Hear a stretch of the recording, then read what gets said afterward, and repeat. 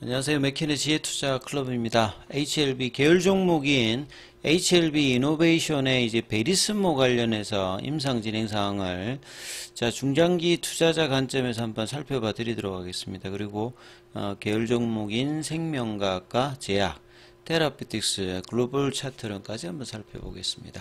자, 이노베이션은 이제 베리스모가 이제 삼각합병을 통해서 100% 이제 지분을 10월달, 11월달 통해서 이제 얻게 되는데요. 그래서 결국 베리스모가 어떻게 되냐에 따라서 이노베이션의 어떤 주가도 중장기적으로 이제 관심을 좀 가질 만한 어떤 이제 모멘텀이 발생했다 이렇게 보여집니다.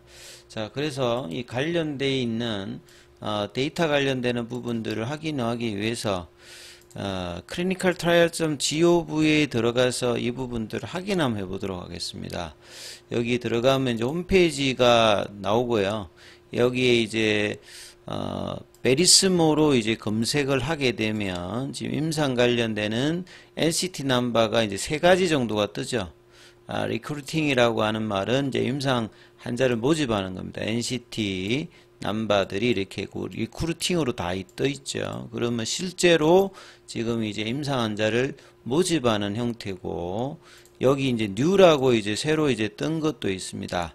그래서 신키르 310, 신키르 110, 예, 그 다음에 마지막에 나오는 것은 이제 신키르 110 관련해서 이 장기적으로 이제 팔로우업을 시켜서 안전성 관련되는 임상 관련되는 부분, 이 부분들을 뭐 추적하는 형태다 이렇게 보시면 될 것 같아요. 그래서 이제 이 부분들에 대해서 이제 BNHL이라고 되어 있는 거는 이제 기존에 이제 혈액암 관련되는 부분이라고 보시면 될 것 같고요. 110 관련되는 부분들은 메소텔린이 이제 발현하는 오베리안 캔서라든지 그러니까 이제 뭐 난소암이라든지 뭐 중피암이라든지 요 관련되는 이제 고용암 쪽에서 다루는 겁니다. 그러면 이 임상의 진행 정도가 이제 어떻게 되느냐, 이 부분들이 지금 이제 공식적으로 임상 사이트에서 있기 때문에 여기에 R&D 형태로, 보통은 이제 기업 가치가 이 뭐 전임상 단계에서 임상 1상으로 올라가도 이제 미국 같은 경우에는 이런 단계 스테이지 하나하나 올라갈 때마다 물론 약물이라든지 시장의 어떤 관심도가 어떻게 되느냐에 따라서 달라집니다만, 이 카티 치료제가 상당히 뭐 각광을 받는 부분들이기 때문에 임상 1상에서 어느 정도 이제 안전성과 유효성을 가지고 이상으로 갈 때마다 보통 이제 이상일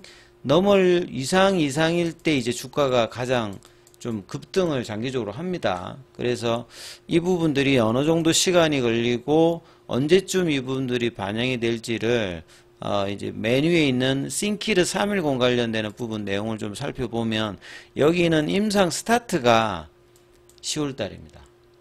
그러니까 이제 막 정말 이제 시작했으니까 임상이 이제 프라이머리 이제 컴플리션이라든지 스타디 컴플리션 이스티메이티드를 살펴보면 2028년도입니다. 그래서 임상 지원자가 18명인데 임상에 대한 어떤 어느 정도 이제 데이터가 잡히는데 지금 24년도니까요. 5, 6, 7, 한 4년 정도가 걸린다는 거죠. 그러니까 중간에 이제 어느 정도 이제 중간 발표를 18명이니까 이 카티 관련되는 부분의 어떤 결과를 알 수 있으려고 하면 최종적인 데이터들은 한 4년 정도 있고, 중간에 이제 18명에서 이제 투여를 하게 되면 이 부분들이 이제 어느 정도 효과를 보는지는 요 중간 단계에서 이제 발표들이 나올 때, 그러니까 뭐 2025년도나 2026년도 뭐 7월 달에서 이제 이 부분들에 대해서 R&D 가치가 이제 어떻게 되는지 정도가 나오게 되면 페이즈 1에서 이 부분이 나올 때마다 이제 이노베이션의 주가가 영향이 있을 수 있다. 근데 단기적으로 임상이 끝나는 시간은 한 4년 정도가 이제 있어야 되기 때문에 단기적으로 이제 빨리 끝나는 지금 그런 형태는 아니다 이렇게 봐야 될 거고요. 두 번째 이제 보시게 되면 신키르 110 관련되는 요게 이제 고용암 쪽이니까 혈액암보다는 이쪽이 더 이제 관심이 높겠죠. 그리고 최근에 이제 24년도 8월 22일에 업데이트 했던 부분인데요. 여기는 이제 임상 스타트가 작년 3월 달부터 되었다라고 보면 됩니다. 여기는 이제 페이즈 1인데 엔롤먼트 임상 지원자 관련되는 부분이 42명이니까 이제 고용암 쪽에 훨씬 더 그 임상 지원이 많습니다. 그만큼 이제 카티에 대한 기대감이, 보통 이제 임상 1이라고 하면 안전한 이제 건강한 사람들이 그 안전성 평가를 하는데, 항암제 같은 경우에는 환자들이 이제 그 항암을 필요로 한 환자들이 바로 이제 하기 때문에 그 여러 가지 이제 지표들을 확인할 수 있는 부분이죠. 그래서 여기서 Primary Completion Estimate와 Study Completion Estimate 보면 여기는 이제 2027년도 이제 연말이거든요. 그러면 2025, 2026, 2027이니까 고용암 쪽 같은 경우에는 이제 뭐 내년이나 내후년 정도, 한 1년, 2년 정도 안에 보면 중간 발표 관련되는 가능성이 있으니까 중장기 관점에서는 이제 이런 부분들이 이 카티 관련해서 고용암 쪽에 이제 어느 정도 효과가 있는지도 일상에서도 알 수 있다, 이렇게 이제 보시면 될 것 같아요. 그 다음에 이제 맨 마지막에 이제 나오는 요 롱텀 팔로업 같은 경우는 말 그대로 장기간 이제 팔로업을 하겠다는 어떤 부분이니까요. 싱키르 110 관련해서 여기는 말 그대로 정말 장기입니다. 이거 작년 11월 달에 이제 임상 스타트 했는데 2038년도까지입니다.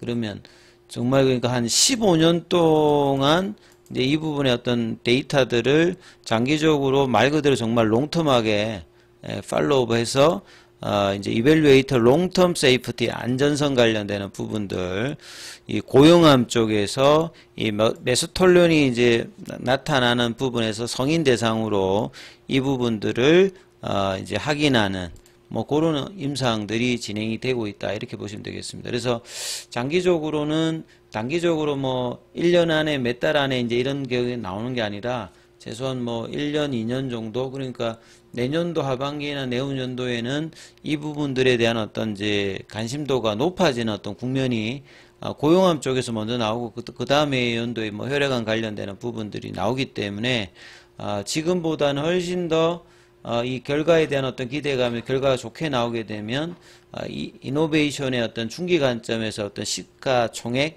증가가 뭐 기대될 수 있는 모멘텀이 있다, 이렇게 봐야 되겠죠.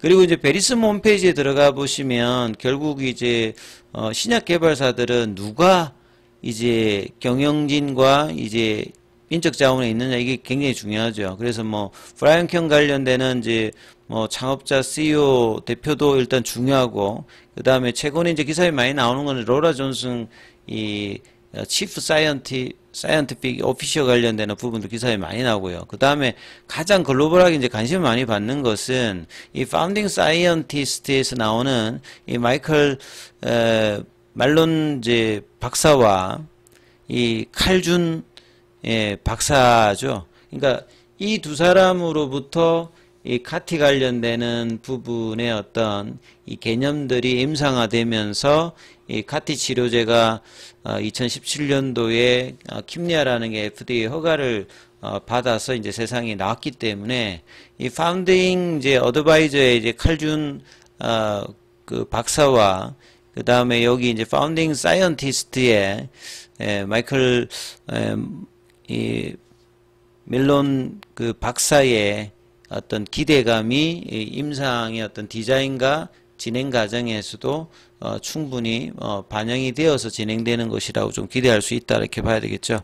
자, 그래서 뭐 차트 흐름을 보게 되면 이노베이션의 어떤 월봉 라인에서 보면 2023년도 이제 HLB 쪽에 들어오면서 그 당시에는 그냥 HLB 쪽에 들어오는 어떤 개념이었고, 그 다음 올해 이제 3월 달에는 같이 이제 동반을 좀 후행을 했다면, 최근에 이제 이런 흐름들은 지금 당장에 뭐 임상의 어떤, R&D의 어떤 가치가 이제 뭐 변화를 해서 임상 다음 단계로 간다든지 이런 데이터가 아직 안 나왔기 때문에 그렇습니다만, 장기적으로는, 그런 기대를 충분히 할 수 있는, HLB가 엘레바 테라피틱스를 지분을 초기에 이제 인수하고 향후에 이제 뭐 삼각합병으로 100% 했을 때 그 과정으로 결국 지금 같은 시가총액을 이뤘기 때문에 테라피틱스도 마찬가지고 이노베이션도 이런 중기 관점에서 본다라고 하면 장기 어떤 관점에서 1년, 2년 뭐 이상을 생각하시는 분들 같은 경우는 이노베이션의 어떤